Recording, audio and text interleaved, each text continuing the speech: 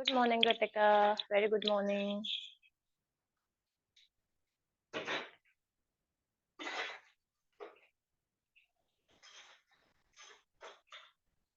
रितिका, कोई क्वेश्चन है? नहीं? अच्छा, आप कौन सी क्लास में हो?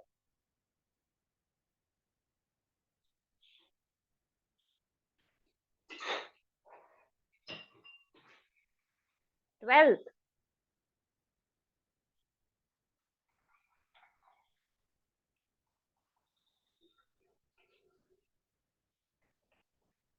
तो इस बार बोर्ड्स हैं रितिका के? बोर्ड्स? आवाज नहीं आ रही मेरी?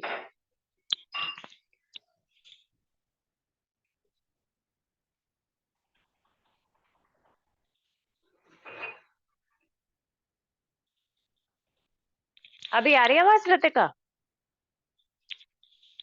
Okay.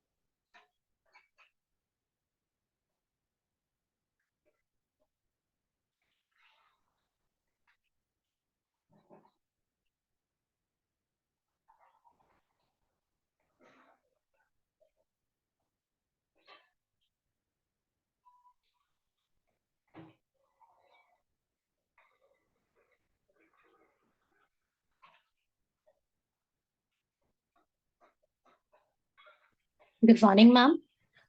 Good morning good Kanika ji. Morning. बढ़िया मैम, सेशन स्टार्ट हो गया हुए? हेलो। मैम सेशन स्टार्ट हो गया हुए? हाँ जी, हाँ जी, सेशन स्टार्ट है। आप आपके क्वेरीज, क्वेश्चंस रेज कर सकते हैं, जो क्वेश्चंस है पूछ सकते हैं। ठीक है ma'am. Ma'am actually the thing is, मैंने योगा प्लान कब का लिया हुआ है, but I am very lazy कि मैं इसको इम्प्लीमेंट नहीं कर पाती, and I am not reducing weight क्योंकि मैं डाइट को भी कंट्रोल नहीं कर पा रही हूँ। तो आई जस्ट नीड सम से आप कुछ आप मुझे बताओ कि क्या रूटीन मुझे रोज फॉलो करनी चाहिए ताकि न्यू ईयर में एक मैं न्यू रेजोल्यूशन लेके अपना थोड़ा सा वेट कम कर सकूं। ओके, ठीक है। तो हमें सबसे पहले तो जो बिकॉज ऑफ लेजीनेस जो चीजें हम फॉलो अप नहीं कर पा रहे, see because internal and external motivation दोनों ही चीजें बहुत इंपॉर्टेंट है whenever we are planning for a good lifestyle and good things to happen with us. So motivation first thing.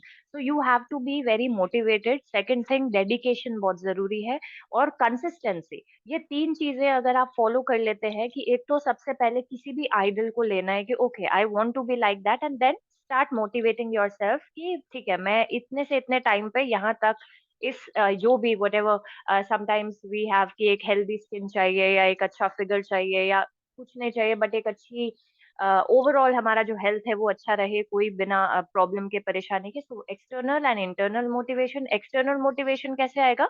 जब आप किसी को एक आइडल लेके चलते हैं कि okay I want to achieve this and I will इतने टाइम पे, वो फिक्स कीजिए।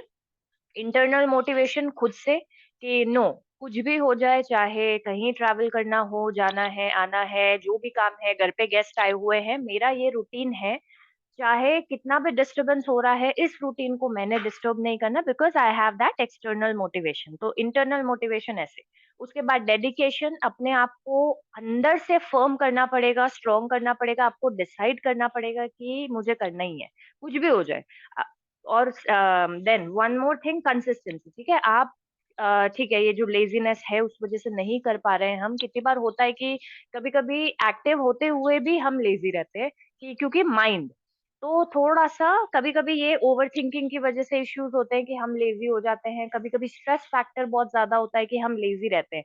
ऐसे बॉडी एक्टिव है बट कुछ करने का मन नहीं कर रहा, बिकॉज समटाइम्स साइकोलॉजिकल होता है वो सारा। तो हमने सबसे पहले तो थोड़े से स्ट्रेस लेवल्स को कम करना है, थोड़ा सा एक हेल्दी स्लीपिंग साइकिल फॉलो करना है। अगर आपका स्लीप साइकिल अच्छा हो जाएगा तो ऑटोमेटिकली आपका जो डे स्टार्ट होगा वो एक्टिवनेस के साथ और एक एनर्जी के साथ ही होगा। तो स्लीपिंग साइकिल को फिक्स करेंगे सबसे पहले। तो वो जो लेट आवर्स सोने का रहता है कि हम लेट सो रहे हैं और जल्दी उठ रहे हैं, या बहुत लेट सो रहे हैं और नींद नहीं आ रही है ठीक से, बस ऐसे ही लेटे हुए, तो स्लीपिंग साइकिल फिक्स कीजिए। और कुछ भी कीजिए, डिसाइड कीजिए कि नहीं, 1 घंटा मैंने अपनी योगा या एक्सरसाइज जो भी करना पसंद करते हो उसको देना ही है, चाहे कुछ भी हो, चाहे जमीन ऊपर आसमान नीचे आ जाए, बट मुझे 1 घंटा योगा को देना ही है। और उसके बाद धीरे धीरे डाइट पे आइए। पहले अपने आप को ऐसे सेटल कीजिए कि नो मैटर व्हाट, लेज़ीनेस को साइड में रखते हुए योगा मैंने करना है। और जब इसमें थोड़ा-सा बैलेंस आने लगे, इसमें आपको लगने लगे कि हाँ, अब मैं बैलेंस में आई हूँ, लेज़ीनेस थोड़ी कम हुई है, तो उसके 2-3 महीने बाद हम डाइट पे जंप करेंगे। क्योंकि एकदम से सब कुछ एक साथ करोगे तो फिर से वो माइंड स्टक हो जाएगा और फिर से लेज़ीनेस अफेक्ट कर सकती है। तो एक चीज़ को एक टाइम पे करना है। अभी योगा के लिए अपने माइंड को फिक्स कीजिए 1 घंटा, एंड देन 2-3 महीने बाद आप डाइट पे फोकस कीजिए और सबसे पहले अपने स्लीपिंग साइकिल को ठीक कीजिए। ओके कनिका जी? यस मैम, वैसे क्या एक रूटीन बताइए क्या होनी चाहिए एक मतलब हेल्दी लाइफस्टाइल के लिए, अगर साथ साथ साइड बाय साइड रिड्यूस भी हो रहा हो तो एक हेल्दी लाइफ, एक वो डेली रूटीन बताइए मैम प्लीज। ठीक है, daily routine usually just try to wake up before sunrise. ठीक है, कोशिश कीजिए कि हम 6 बजे उठ रहे हैं या 5:30 उठ रहे हैं, एटलीस्ट 6 बजे तक तो उठ ही जाएं, चाहे कुछ भी हो। And then start with your morning अभ्यास। अगर आप सुबह योगा करना प्रेफर करते हैं तो मॉर्निंग स्लॉट्स में कीजिए, बाकी as per your convenience. But सुबह उठते ही कोशिश कीजिए कि उठने के बाद थोड़ा सा हल्का फुल्का अपने आप को स्ट्रेच किया है, स्किपिंग अगर करना पसंद है तो थोड़ी-सी स्किपिंग करनी है, तो हमारा जो सर्काडियन रिदम होता है, जो हार्ट रेट जिसको बोलते हैं, वो फिर से बैलेंस में आता है। तो वो बैलेंस में आना बहुत ज़रूरी है। वो जब हम सोते हैं या लेट सोते हैं या स्ट्रेस होता है, तो वो जो सर्काडियन रिदम होती है, वो थोड़ी-सी डिस्टर्ब हो जाती है हमारी। उसको बैलेंस में कैसे कर सकते हैं? Skipping, jumping. तो सुबह-सुबह उठ के थोड़ा-सा अपने आप को एक्टिव करना है, तो ऑटोमैटिकली वो जो लेज़ीनेस है, वो बिल्कुल साइड में। फर्स्ट थिंग, ठीक है? उसके बाद have some warm water with lemon और कुछ अच्छा डिटॉक्स वाटर लीजिए सुबह-सुबह, warm water. And then make sure आपके बाउल्स अच्छे से क्लेंज हो रहे हैं, क्योंकि अगर हमें कॉन्स्टिपेशन जैसे इश्यूज रहते हैं या हम पानी ठीक से नहीं पीते हैं सुबह-सुबह, तो भी पूरा दिन लेथार्जिक जाता है, क्योंकि नर्वस सिस्टम ठीक से काम नहीं करता है जब तक हमारा डाइजेस्टिव सिस्टम अच्छा से क्लेंज नहीं होता है। तो डाइजेस्टिव सिस्टम की क्लेंजिंग का बहुत ध्यान रखना है, तो नर्वस सिस्टम अपने आप ठीक से काम करेगा।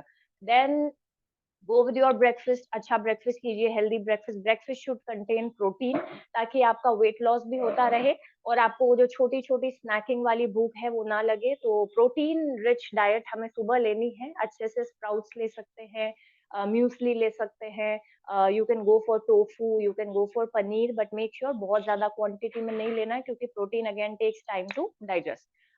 उसके बाद लंच में make sure you are having buttermilk, make sure you are having curd. तो ये सारी चीजें आपके वेट मैनेजमेंट में बहुत हेल्पफुल है। उसके बाद जब आप योगा कर रहे हैं तो अपार्ट फ्रॉम योगा 1 घंटा और निकालिए पूरे दिन में, कि जो फ्री टाइम है आपका उस टाइम पे आप कोशिश कीजिए कि go for a walk, socialize थोड़ा सा कीजिए, तो उससे आपका मेंटल लेवल अच्छा रहेगा। और मेंटल लेवल हमारा अच्छा रहता है तो ऑटोमेटिकली हमारा सब कुछ ही लाइन अप होने लगता है। तो फर्स्ट थिंग मेंटल लेवल पे काम करना है। ओके। एंड रात में हैव लाइट। रात में सिर्फ सूप ले लेंगे तो भी काम चल जाएगा, सिर्फ दलिया खाएंगे तो भी काम चल जाएगा, एक पूरा बोल सैलेड का भर के खाएंगे तो भी हमारा रात बहुत आराम से निकलेगा। ठीक है, ये खाया, उसके 2-3 घंटे बाद रात में एक अच्छा वार्म मिल्क लेके सो गए, तो ये तो हो गया मतलब एक प्रॉपर डाइट को लेके बात।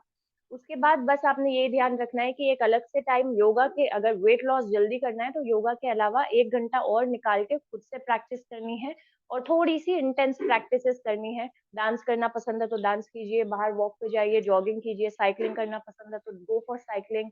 तो ये सारी चीजों से आपका वेट जल्दी से जल्दी मैनेज हो जाए। ओके,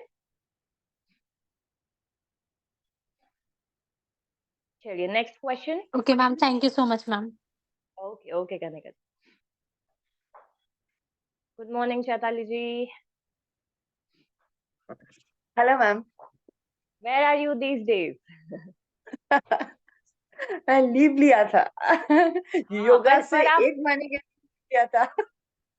वही मैं देख रही थी कि आप मुझे क्लास में कहीं पे भी नहीं दिख रहे हैं, क्या हो गया है, आर यू फाइन और नॉट? मैंने टीम से भी बोला था टू कैच अप विद हाँ यू हाँ। कि आर यू डूइंग ओके और नॉट। नहीं, एक्चुअली पैर में कुछ प्रॉब्लम आ रहा था, तो मुझे लगा कुछ दिन के लिए ऑफ कर देती हूँ, लेकिन कुछ बेसिक जो योगा है वो मैं डेली कर रही थी कितने दिन। तो अभी थोड़ा सा ठीक मुझे लग रहा है, तो अभी सोचा डेली कंटिन्यू करो सभी क्लासेस बिल्कुल बिल्कुल, नहीं कोई ज्वाइन करना। अच्छा किया आपने कि ब्रेक ले लिया। हमें इन चीजों का हमेशा ध्यान रखना चाहिए। देखिए, कुछ लोग होते हैं जो ये चीज नहीं समझते हैं कि अगर योगा क्योर है, पर वो तकलीफ को बढ़ा भी सकता है अगर हम उसको तकलीफ में ही कर रहे हैं। मतलब अगर हम ऑलरेडी सफर कर रहे हैं और उस सफरिंग के साथ हम योगा कंटिन्यू कर रहे हैं, कहीं पे भी बहुत ज्यादा पेन है, स्टिफनेस है, मान लीजिए जैसे आपके पैर में था, आप उसको इग्नोर हम्म, करके करते रहते, योगा करते रहते, तो वो उस पेन को ठीक नहीं करेगा, बजाय उसको और ज्यादा इंटेंस कर देगा उस पेन को। तो हमेशा ऐसा हाँ। कभी भी बॉडी रिस्पॉन्ड करे कि no okay my this part is not okay, या मैं नहीं अभी ठीक से कर पा रही हूँ, हमेशा ब्रेक लेना है। Very good decision, very nice. तो break and then again start, and you are looking very एकदम ब्यूटीफुल। एकदम। Thank you ma'am. आज तो मेरा कोई क्वेश्चन भी नहीं था, लेकिन आपसे हाई हाई करने के लिए मैंने क्लास ज्वाइन कर लिया। दैट्स ये सो वाला sweet, class. And I am missing you in my classes. जल्दी से ज्वाइन कीजिए ओके। और अच्छा फील कीजिए फिर से। Sure okay sure ma'am, sure. Okay okay. Okay Chaitali. Okay, next question.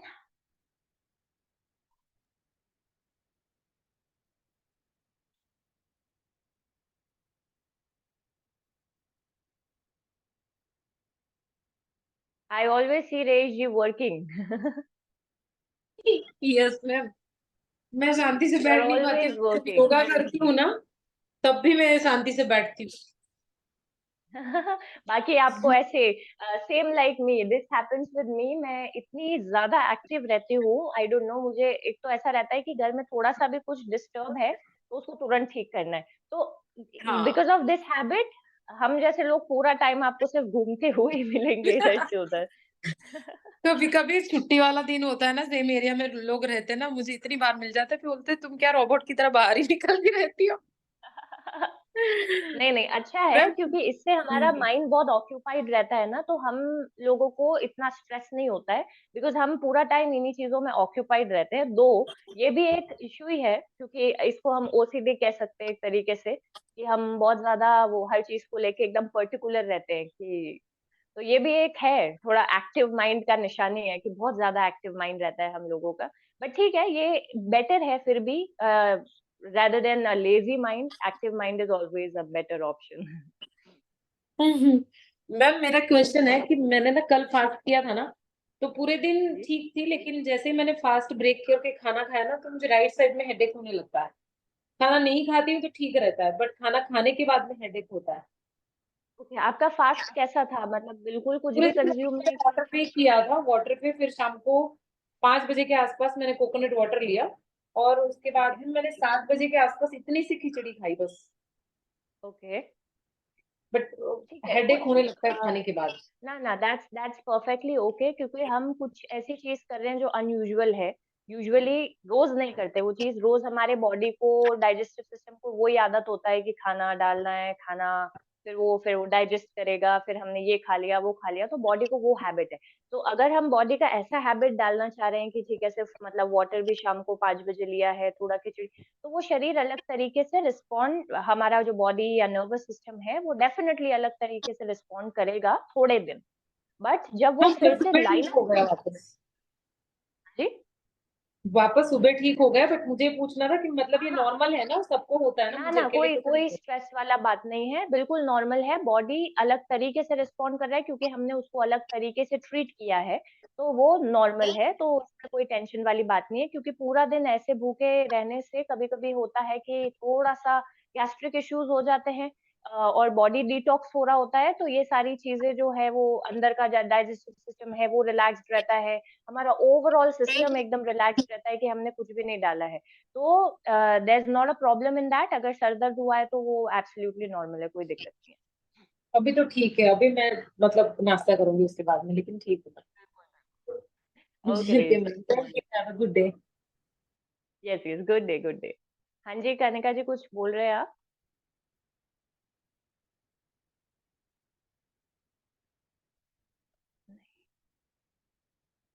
Okay, any other questions और queries?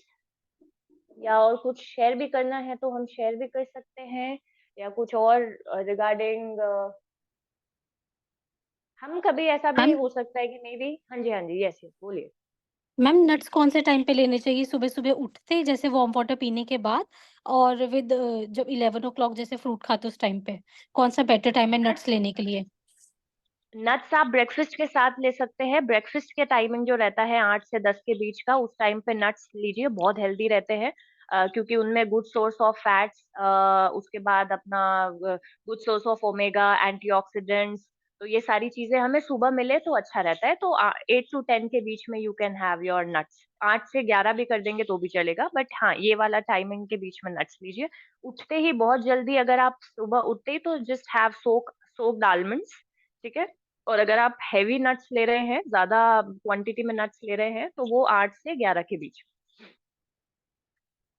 Okay, thank you ma'am. Soaked and nuts ही ले रही हूँ बट वो फ्रूट के साथ 11 ओ क्लॉक के टाइम पे ले लूँ, वो ठीक रहेगा ना वो भी? चलेगा, चलेगा, बिल्कुल। हाँ, हाँ, बिल्कुल, कोई दिक्कत नहीं है उसमें, इट विल ठीक, work, thank you know ma'am. Problem. Okay, okay, any other questions?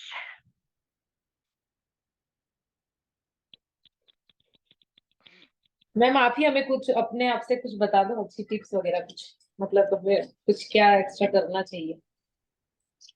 Extra as such मैं एक्स्ट्रा चीज़ों में कभी बिलीव इतना नहीं करती हूँ। मेरा ये मानना है कि हम जो कर रहे हैं, वो बस पूरे अच्छे से करें। हमारा मेंटल लेवल अच्छा होना बहुत ज़रूरी है। See I believe always, always in mental stability and mental health, mental peace, that is very important. अगर वो हमारी लाइफ में मिसिंग है, तो डेफिनिटली चाहे हम कुछ भी कर लें, कितना भी कर लें, वर्कआउट कर लें, सोशलाइज हो लें, बाहर जा लें, पार्टी कर लें, उस किसी भी चीज़ में हमें वो सैटिस्फैक्शन नहीं मिलेगा। So mental peace should be our utmost and first priority, कि चाहे कुछ भी हो जाए, मेंटल पीस तो नहीं खराब होने देना है एट एनी कॉस्ट। क्योंकि मेंटल हेल्थ अच्छी रहेगी तो ऑटोमेटिकली हमारा पूरा लाइफ, हमारा पूरा हेल्थ, हमारा स्लीपिंग पैटर्न, हमारा नर्वस सिस्टम, सब कुछ अच्छे से काम करेगा। सो मेंटल हेल्थ, आप देखिए, अगर हम कभी-कभी बहुत ज़्यादा स्ट्रेस ले लेते हैं, इन जनरली बात करते हैं, अगर हम कभी-कभी बहुत ज़्यादा स्ट्रेस ले लेते हैं, तो व्हाट हैपेंस, हमारा कॉन्स्टिपेशन इश्यू हो जाता है सबसे पहले तो। ब्लोटिंग इश्यूज बढ़ जाते हैं, कॉन्स्टिपेशन हो जाता है, और कुछ लोगों को इसका ऑपोजिट हो जाता है, उनको इंडाइजेशन हो जाता है, या उनको लूज मोशंस हो जाते हैं। तो ये सारे फैक्टर्स हैं स्ट्रेस के। अगर ऐसे बीमार हुए हैं और ऐसे हुआ है, वो एक अलग बात है, फिजिकल। बट अगर सडनली सब कुछ अच्छा था और बहुत स्ट्रेस लेने के बाद आपको लगा कि इमोशंस बढ़ गए हैं या इमोशंस बिल्कुल भी नहीं है, तो इससे हम सबसे पहले ये पता लगा सकते हैं कि हमने किसी बात का बहुत ज्यादा स्ट्रेस लिया है, बहुत ज्यादा सोचा है, ओवर थिंकिंग की है, और उस वजह से बॉडी इस तरह से रिस्पॉन्ड कर रही है कि हमारा गट हेल्थ बिगड़ जाता है। तो सबसे पहली चीज, स्ट्रेस कहाँ अफेक्ट करेगा? हमारे गट पे, हमारा जो स्टमक है वहां पर सबसे पहले अफेक्ट डालता है। तो इनडाइजेशन, ब्लोटिंग, जिन लोगों को कॉन्स्टिपेशन ज्यादा रहता है, वो यूजुअली स्ट्रेस अफेक्टेड लोग होते हैं। ठीक है। सेकंड थिंग, दूसरा इफेक्ट कहाँ डालेगा? नेक के यहाँ पर और शोल्डर्स के यहाँ पर। Whenever we are stressed, बहुत ज्यादा सोचा है, ओवर थिंकिंग की है, तो हमारा जो ये एरिया है, नेक हो गया एंड शोल्डर्स हो गए, ये सडनली स्टिफ हो जाएंगे, एकदम हेवी लगने लग जाएगा आपको, बैक ऑफ द हेड पे, नेक रीजन पे, शोल्डर रीजन पे। तो ये सेकंड सिम्टम होता है, जिससे हम खुद फिगर आउट कर सकते हैं कि हमने ज्यादा स्ट्रेस लिया है, एंड बिकॉज ऑफ दैट हमारी नेक ने जकड़ लिया है। Because cervical is related to our all nervous system and everything, और वो सारी चीजें ऐसे लाइन बाय लाइन अफेक्ट होती है। बाकी जो तीन चीजों का हमने लाइफ में ध्यान रखना है, वात, पित्त और कफ। ओके, ये तीन त्रिदोष हैं हमारी बॉडी के। These are the three doshas of the body: vata, pitta, कफ। तो ये तीनों बैलेंस में होना बहुत जरूरी है। And why we all are doing yoga? To keep this vata, pitta and cough in balance. ये तीनों चीजें कैसे बैलेंस में आती हैं? प्राणायाम से। मैं हमेशा कहती हूँ, प्राणायाम के टाइम पे क्लासेस को लीव नहीं करनी है। बहुत से लोग हैं जो सिर्फ आसन कर लेते हैं, प्राणायाम के टाइम पे लीव करने लगते हैं, जो कि गलत है। प्राणायाम वे वे मोर इफेक्टिव, अगर ठीक से कर रहे हैं, अच्छे से कर रहे हैं, तो सिर्फ और सिर्फ प्राणायाम में इतनी ताकत है कि वो हमारे वात, पित्त और कफ को एकदम लाइन अप रखता है। हर इंसान में एक दोष डोमिनेंट होता है, ठीक है? कभी किसी में वात ज्यादा रहेगा, किसी में पित्त ज्यादा रहता है, किसी में कफ ज्यादा रहता है। होता है ना, कफ प्रवृत्ति का इंसान है ये वात प्रवृत्ति का इंसान है। यूजुअली आई एम अ पित्त प्रवृत्ति पर्सन, तो मेरे बॉडी में पित्त ज्यादा डोमिनेंट रहता है। तो उस वजह से हम एक्टिव हैं, हाइपर एक्टिव हैं। हमारा हम कितना भी खा लेंगे तो हमारा वेट उतना गेन नहीं होगा। आप जैसे लोग बोलते हैं, ये यहीं से सब कुछ बैलेंस है, आप समझिए, कनिका जी, अंशिका जी, आप सब समझिए कि ये सब यहीं से बैलेंस होता है। अगर अगर आप पित्त प्रवृत्ति के इंसान हैं तो आप ऑटोमेटिकली, चाहे आप पिज्जा, बर्गर, सारा जंक, दुनिया भर का खाना भी खा लेंगे, फिर भी आप स्लिम एंड फिट रहेंगे। क्यों?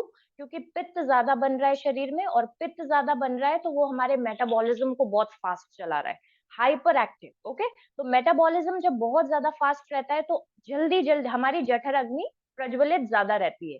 जठर अग्नि is the digestive fire. Okay, जो हमारे पेट में खाना खाते ही जो फायर डेवलप होती है, HCl प्रोड्यूस होता है, हाइड्रोक्लोरिक एसिड। ओके, तो वो तेज मात्रा में पित्त प्रवृत्ति वाले लोगों को जल्दी प्रोड्यूस होता है।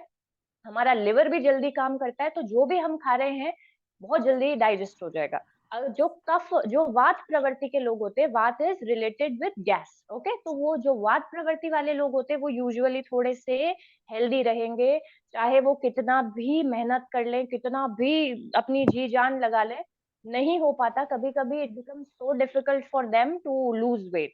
ठीक है, तो क्यों? क्योंकि वात प्रवृत्ति है शरीर की, तो वेट मैनेज करना सिर्फ और सिर्फ हल्की फुल्की एक्सरसाइजेस से मुश्किल है, क्योंकि उस वात को बैलेंस में लाना है। तो प्राणायाम, आधा आधा घंटा प्राणायाम, सिर्फ अनुलोम विलोम भी करेंगे ना ठीक से आधा घंटा बैठ के, तो वो आपके वात को बैलेंस में लेके आएगा, आपके हॉर्मोन्स को बैलेंस में ले आएगा, और ऑटोमेटिकली आपका जो वेट का इश्यू है वो कम होगा। तो वात प्रवृत्ति वाले लोगों को प्राणायाम बहुत करना चाहिए। थर्ड होते हैं कफ प्रवृत्ति, जिनको कोल्ड एंड कफ का इश्यू बहुत ज्यादा रहता है। कुछ तो होते हैं कि हमें कभी-कभी हो गया, और कुछ का ऐसा होता है सुबह उठते ही नाक बंद है, या सांस नहीं आ रही है, या गले में हर वक्त चोकिंग सा लगता रहता है, कफ जमा रहता है, या हर हफ्ते में कोल्ड कफ हो रहा है। तो उनका जो कफ है वो थोड़ा-सा डिस्टर्ब्ड रहता है, डोमिनेंट रहता है। तो जो कफ प्रवृत्ति के लोग होते हैं वो ना ज़्यादा बहुत हेल्दी होते हैं, ना ज़्यादा बहुत स्लिम होते हैं, वो बीच का बैलेंस बना के रखते हैं। बट उनका कफ बहुत डिस्टर्ब होता है, जिसकी वजह से उनको रेस्पिरेटरी इश्यूज़ बहुत ज़्यादा हो सकते हैं लाइफ में। उनको लंग्स का प्रॉब्लम का डर रहता है, निमोनिया जल्दी कैच कर सकता है, डेंगू, स्वाइन फ्लू जैसी प्रॉब्लम्स जल्दी कैच करती हैं। तो कफ प्रवृत्ति वाले लोगों को अपनी इम्यूनिटी का बहुत ध्यान रखना होता है। वात पित्त एक बार चल जाएगा, बट कफ प्रवृत्ति वाले जो लोग हैं उनको अपनी इम्यूनिटी पे बहुत काम करना पड़ता है, बहुत स्ट्रॉन्ग बनाना पड़ता है अपना इम्यूनिटी सिस्टम। तो फॉर देम कपालभाति क्रिया, अग्निसार, शीतली, शीतकारी, उसके बाद आसन, जो कि जैसे सूर्य नमस्कार हम कर रहे हैं तो फास्ट स्पीड में करने हैं, 12-12, 15-15 राउंड्स करने हैं, जिसकी वजह से बॉडी में हीट पैदा होगा, और बॉडी में जब हीट पैदा होगा तो वो कफ जो है वो थोड़ा-सा बैलेंस पे आएगा। तो ये आपको समझ में आया, वात, पित्त और कफ की वजह से ही सारा प्रॉब्लम है बॉडी में और हमारे साथ। वेट बढ़ा हुआ है बिकॉज़ ऑफ दिस 3 दोष डिस्टर्बेंस। अगर और भी कोई भी चीज़ें हैं तो ये अगर बहुत ज़्यादा पतले हैं तो भी यही रीज़न है कि ये हमारे जो त्रिदोष है इसमें से एक दोष डिस्टर्ब है। तो ये तीनों बैलेंस में डेफिनिटली आ सकते हैं, but with years of yogic practices time लगता है चीज़ों को। योगा ऐसा है कि लेट असर करेगा बट असर परमानेंट रहेगा, क्योंकि त्रिदोष जो हमने बचपन से बिगाड़ रखे हैं और सडनली अब उनको बैलेंस में लाना है, एक झटके का काम नहीं है कि 6 महीने में ओके क्विकली, जैसे जिम में हम गए और फटाफट कार्डियो किया और फटाफट पतले हो गए। अब आप देखिए जिम के जो रिजल्ट्स होते हैं वो कितने टेम्परेरी होते हैं। जैसे ही जिम छोड़ा, सब कुछ वहीं पे ऐसा हो जाता है कि फिर या तो हम पतले हो जाते हैं, या फिर हम बहुत मोटे हो जाते हैं, या हमारा इधर-उधर से फिर से जो मसल लूज़ हो जाता है तो बेली फैट आ जाता है, यहाँ के मसल्स लूज़ हो जाते हैं। तो जिम बहुत सोच समझ के करना है कि हम क्यों कर रहे हैं। जिम बुरा नहीं है, आई am not against gym, even I do workout sometimes, strength training भी ज़रूरी होती है कभी-कभी। पर हमें ये ध्यान रखना है कि हमें पहले अपने बॉडी को लाइन अप करना है, उसके बाद वर्कआउट। अगर हम डिसाइड कर रहे हैं कि हमने जिम जाना है तो फिर जिम जाना ही है। बीच में ऐसा नहीं कि 6 महीने छोड़ दिया या साल भर छोड़ दिया तो फिर वो वापस रिजल्ट 0 पे आ जाते हैं। But if I talk about yoga, it is not like that. आप अगर योगा कर रहे हैं, 6 महीने अगर किया है, 8 महीने किया है, तो शरीर में जो भी प्रॉब्लम है, जिस भी वजह से हम परेशान थे, वो प्रॉब्लम डेफिनेटली सॉल्व हो जाती है इंटरनली या मेंटली, और उसके बाद वो प्रॉब्लम फिर से नहीं आती। वो वहां पे काम करता है योगा इस लेवल पे। तो बस ये डिफरेंस है, बाकी कोई डिफरेंस नहीं है। बाकी yes, gym is a better option. जल्दी वेट लॉस करना है तो definitely you can go for gym, but then make sure you are not again leaving. आप छोड़ देते हैं तो फिर रिजल्ट जीरो पे आ जाएगा, फिर आपको डबल मेहनत लगनी पड़ेगी, फिर आपको वापस करना पड़ेगा वो सब। तो बहुत सोच समझ के अपने डिसीजंस लीजिए।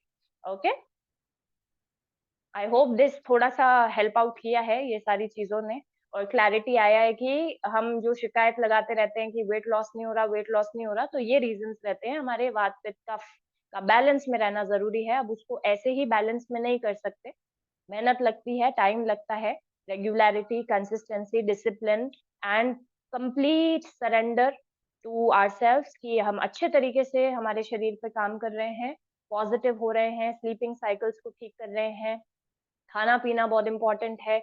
अगर हम पित्त प्रवृत्ति के लोग हैं और पित्त वाला ही खाना ज्यादा खा रहे हैं, तो वो हमारे पित्त को और ज्यादा बढ़ेगा।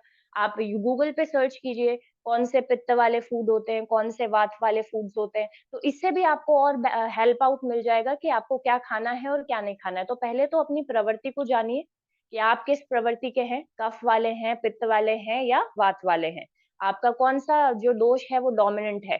तो उसके बाद आप अपना फूड्स का सिलेक्शन कीजिए, अपने आप चीजें बैलेंस में आने लगेंगी। ठीक है, पहले तो pranayama and second thing your food. तो फूड आप ये डिसाइड कीजिए, अगर मैं कफ प्रवृत्ति की हूँ तो मुझे ऐसे फूड्स नहीं खाने हैं जो कफ को और ज्यादा बढ़ाएं। Automatically things will be in line. Okay, I speak a lot sometimes. चलिए, any questions? I will be taking one last question and then we leave the meeting.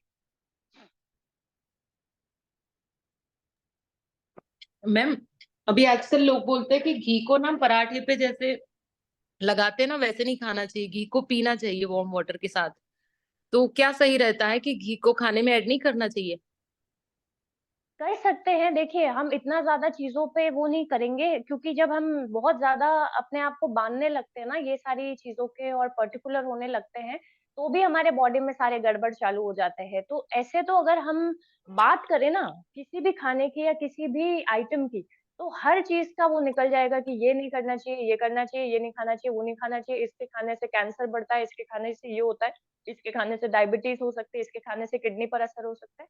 तो घी को yes definitely you can add ghee in milk, milk में लेके, तो वो ज्यादा benefit, जो घी का जो न्यूट्रिशन होगा वो ज्यादा लगेगा जब हम उसको इस तरह से पी रहे हैं, या मिल्क में पी रहे हैं, या वार्म वाटर में ले रहे हैं, या अश्वगंधा के साथ ले रहे हैं।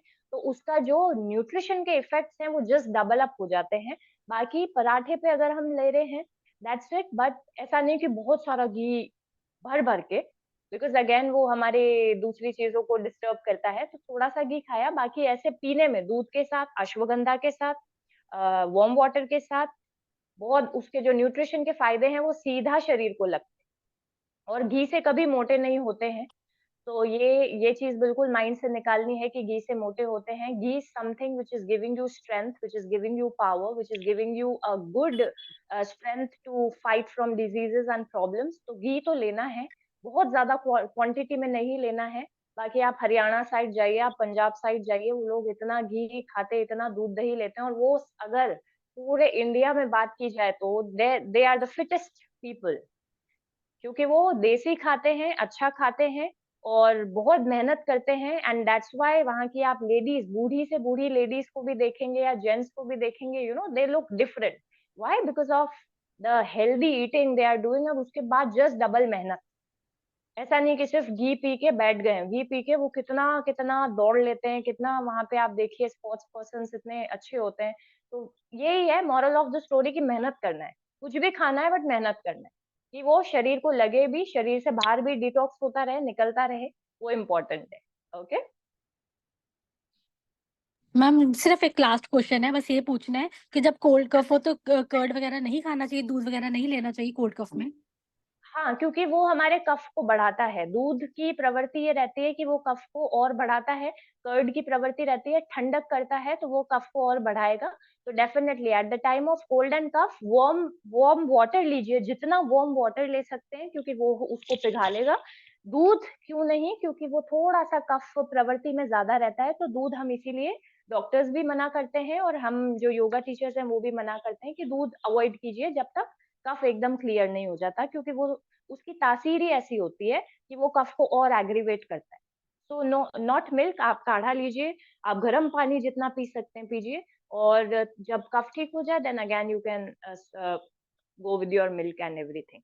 तो ऐसा नहीं सोचना है कि दूध गर्म है और हम वो पी रहे हैं तो वो कफ में फ़ायदा करेगा, क्योंकि दूध की प्रवृत्ति ऐसी है कि वो थोड़ा-सा और बढ़ा देगा उस चीज़ को, इसलिए डॉक्टर्स भी दूध के लिए मना करते thank you so much ma'am and हैं। Happy okay. New year. New Year, Happy New Year. Yes, yes. I wish you a very, very Happy New Year, everyone. Just keep I'm practicing yoga. sorry, I have a last question. Yes, Jyoti ji, please. Yeah, ma'am, Jyoti here. Actually, ma'am, last 1.5 year back, I got spine surgery, cervical spine surgery. तो मेरा question ये था कि क्या मैं सारे poses कर सकती हूँ योगा के? नहीं, आपको ओके रेस्ट्रिक्टेड रहना पड़ेगा। बहुत सारे पोजेस ऐसे रहेंगे जो आपको नहीं करने हैं, बिकॉज इट विल अभी के लिए नहीं, बट आप बाद में कर सकते हैं। नॉट नाउ, बट मे वैसे भी बी मैम आफ्टर। 1.5 year हो चुका है हाँ और हाँ। वहां पर उन्होंने ना या मैम एक प्लेट एंड स्क्रू ठीक है, डाले हुए हैं बिटवीन C6 एंड C7। ठीक है, बट फिर भी आई विल सजेस्ट एक बार आप आपके डॉक्टर से कंसल्ट कीजिए। If they allow that you can do all the poses, then definitely हम आप पे वर्क कर सकते हैं बेटर तरीके से, but doctor consultation is required over here. Okay. Okay ma'am, thank you. Okay, take care everyone, see you all, good day.